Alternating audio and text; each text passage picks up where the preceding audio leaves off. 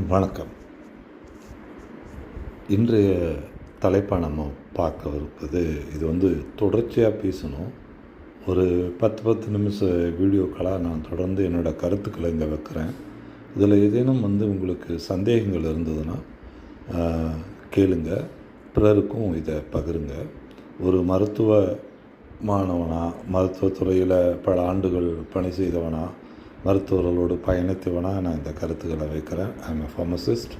So அதன் அடிப்படையிலையும் நான் படித்த இன்னும் பிற என்னுடைய வாழ்வியல் முறைகளிலிருந்தும் நான் என்னுடைய வாழ்வில் சொந்தமாக நான் பயன்படுத்துகிற உணவு முறைகளிலிருந்தும் தான் நான் பேசுகிறேன். இப்போது இங்கே பெரும்பான்மையானவர்கள் இங்கே உடல் உபாதைகள்னு சொல்லப்படுகிற நீண்ட நாள் நோய்கள், அது லைஃப் ஸ்டைல் டிசீஸ்ன்னு சொல்லுவாங்க. அது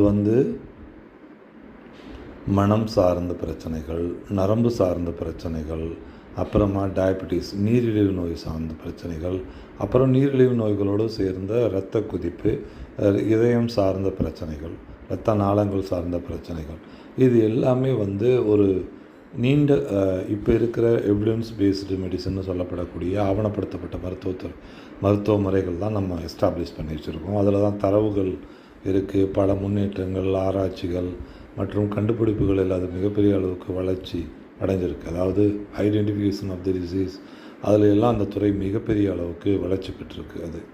அதாவது ஸ்கேனிங் முறைகளாக இருக்கலாம், இல்லைன்னா பலதரப்பட்ட பரிசோதனை முறைகளாக இருக்கலாம்.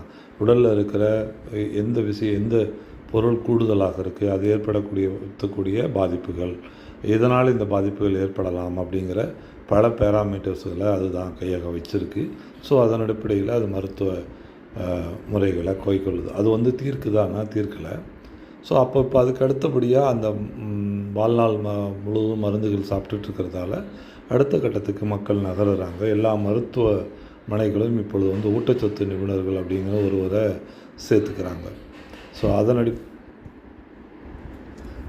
ஊட்டச்சத்து நிபுணர்களையும் நீரிழிவு நோய் மருத்துவ பிரிவுகள் வைத்திருக்கிற எல்லா மருத்துவ மனைகளிலும் நீங்கள் போனீங்கன்னாக்க ஒரு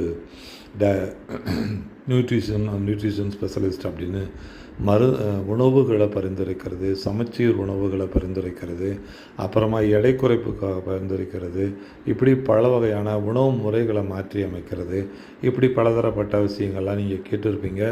இப்போ நீரிழிவு நோய் வந்தால் அரிசியை தவிர்த்துருங்க, மாதிரி சப்பாத்தி மாதிரியான வகைகளை, இல்லைன்னா ஓட்ஸ் மாதிரியான பொருட்களை பயன்படுத்துங்க, மாதிரி வேறுபட்ட அப்புறமா டயட்டுகள் முறைகளில் பேலியோ டயட், அப்புறமா வீகன் முறையான உணவு முறைகள்,